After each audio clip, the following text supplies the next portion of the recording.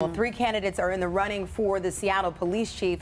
We got interim SPD Chief Carmen Best and Minneapolis Police Inspector Eddie Frizzell, and then the Austin Assistant Chief Eli Reyes. And we asked you in the 5 Hive what questions that you'd have for candidates. And reporter Chris Daniels, he sat down with them today. Okay, I was hoping it was the winning lotto ticket, but I'll take what you have here. It says, is there new technology you want to investigate to make the department more efficient and effective? And this is from Kim. So we're always looking at ways to engage technology. Right now we have a data analytics platform that we're utilizing. If you look online, you'll see a whole host of dashboards. We're way in front in technology in the Seattle Police Department, and we're continuing to look forward on this very important front.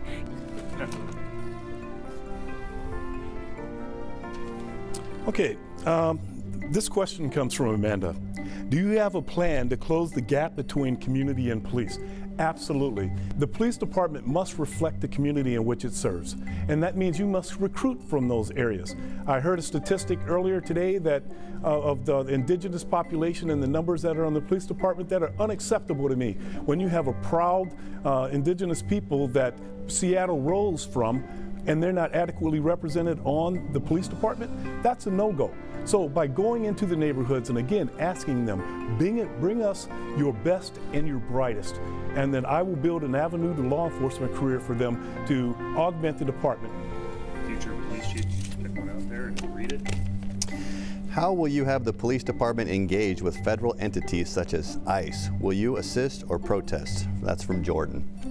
So I think it's important that the community understand the police department's role when it comes to immigration. The police department does not enforce federal immigration laws, and when it comes to asking immigration status questions, the police department should not be involved in that.